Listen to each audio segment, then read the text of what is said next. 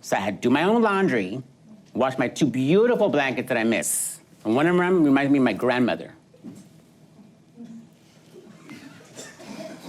And I get there to the laundromat, and there's this fake blonde lady who works there, you know, fake blonde maintenance lady. We started yapping and yapping and yapping. And you put your blankets in the dryer? In the washer. Okay. And then we saw on far right of my eye, I see this lady, or this thing, taking off some raccoon off her hair, of her head, and throwing it in the dryer to dry it. And she's like that. I'm like, okay, whatever, to each her own. So after that, we yap for a little bit, and then I left my blankets there washing, thinking they were gonna be safe. But of course, I found out there's another rat living in the building. Which is you.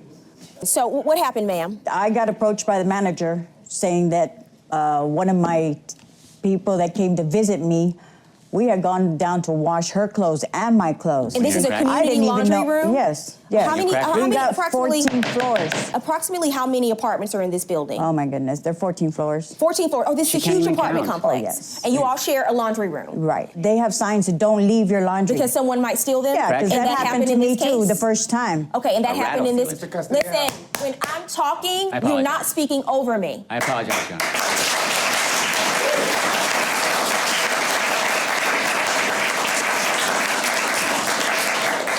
So what happens? The manager comes to you and tells you what? He said he has her on video. Taking his blankets out of the dryer. So I went and told her, and she's like, yeah, I gotta take them back. She goes, well, after I wash them. So she admits she stole the blankets? Yeah, she did. So, okay. So why are we here? Because he's saying I did it, and I was nowhere there. If he has, prove it.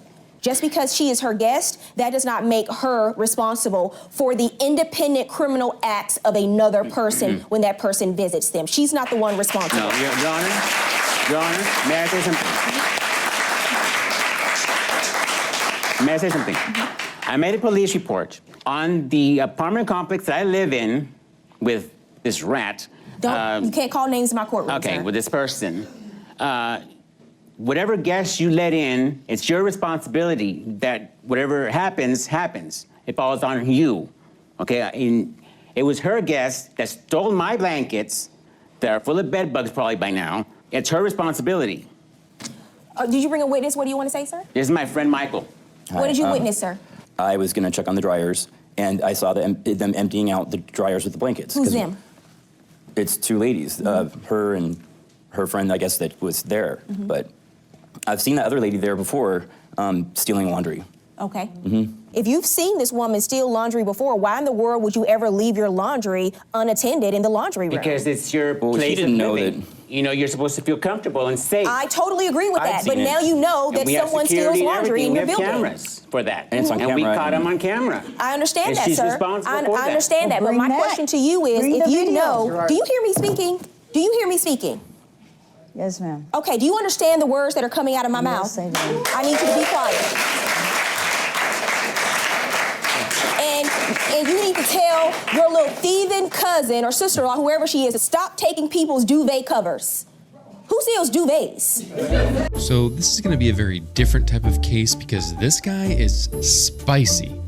And I think that we're seeing a little bit of Judge Faith come in here, and she's going to try and match the energy as she is upping her level of spice and the heat is getting hot. The thing about this is I feel like taking laundry and having a shared laundry space is really interesting.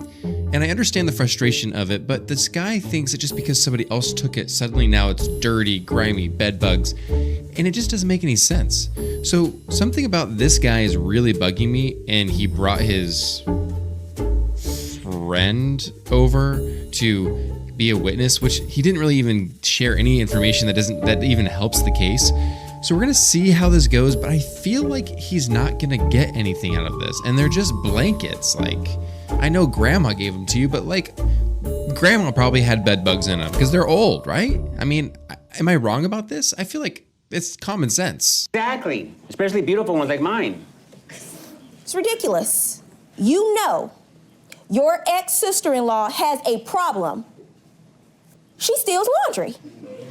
She stole a lot of stuff from me. That's why we're Why not do you talking. let her in the building that's and why she's we're not downstairs? But you let her in the She's building? downstairs doing laundry. Right. You know full well that she has sticky fingers. No, at that time I didn't know.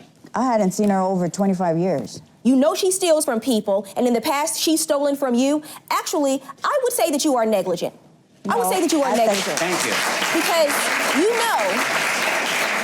you say that this woman, no, Miss Urias, because you say this woman has stolen from you in the past. No. And she's also stolen from other people in this building. I believe this witness when he said he's seen her steal before. That's why when I found out about that, I didn't let nobody else come in and visit me. Right.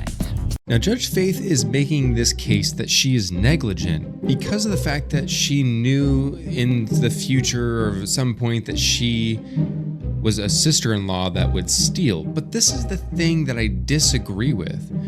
The lady here says, I had no idea, and then the moment I found out that she was stealing things from me, I don't talk to her anymore.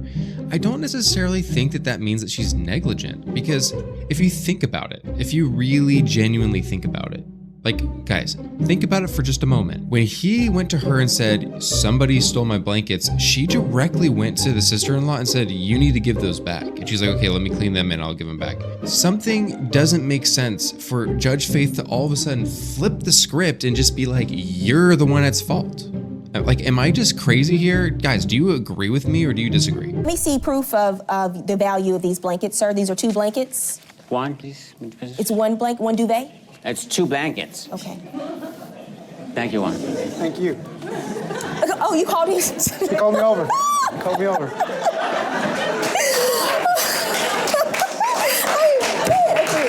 I am done. I feel a lot safer now. Okay. I feel a lot safer now. Thank you, Juan. You're suing for $270 in emotional distress? Yes, because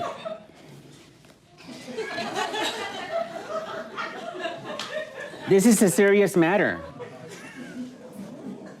My wool blanket that was stolen reminded me of my grandmother's. She had one just like it, and I just bought it. I still miss it to this day. I just cry sometimes out of nowhere. He doesn't have anyone in his life, and so But I his, have- his pillows and blankets and everything mean a lot to him. Yes. Thank you, Juan.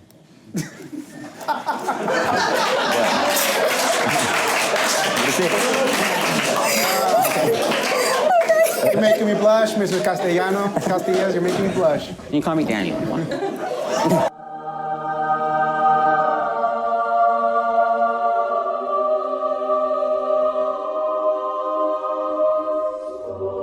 I'm sorry. Okay, here's what we're going to do. Am I missing something? Here's what we're going to do. So the- Sir, is that the blanket that was stolen out of the laundry room on the day in question?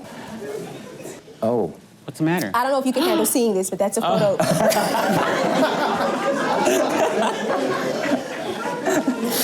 Okay, let me stop.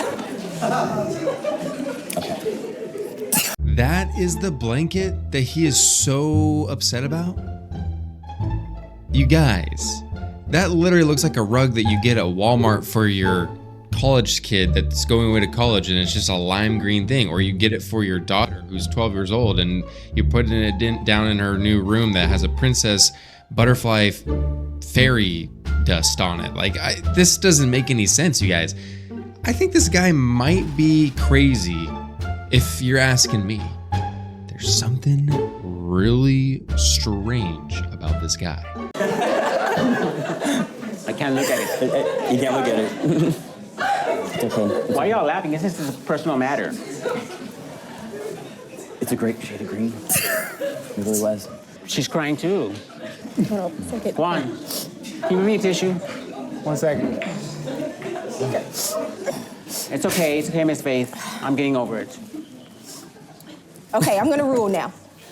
Based on the evidence in this case and everything I've heard, initially, the law is very clear that people are not responsible No, they're for not. the independent criminal acts of a third party. But in this case, based on the evidence before me, ma'am, you were completely negligent in allowing this woman to be a guest in this apartment building and allow her to go down to the laundry room unsupervised. You have now her information to follow up with a police report, and I think you should, because that's I how will. you deter people from committing future crimes, when you actually go forward and press charges.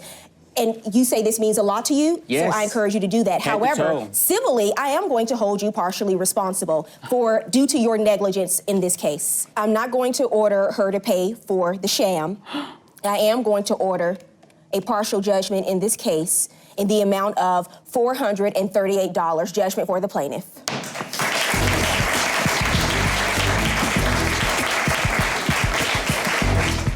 I want my sham. I don't know why she didn't give me the sham for that rat. The sham was part of the whole thing. Now I'm hurt even more. I discharged her from my house and didn't let nobody come over, because you can never trust nobody.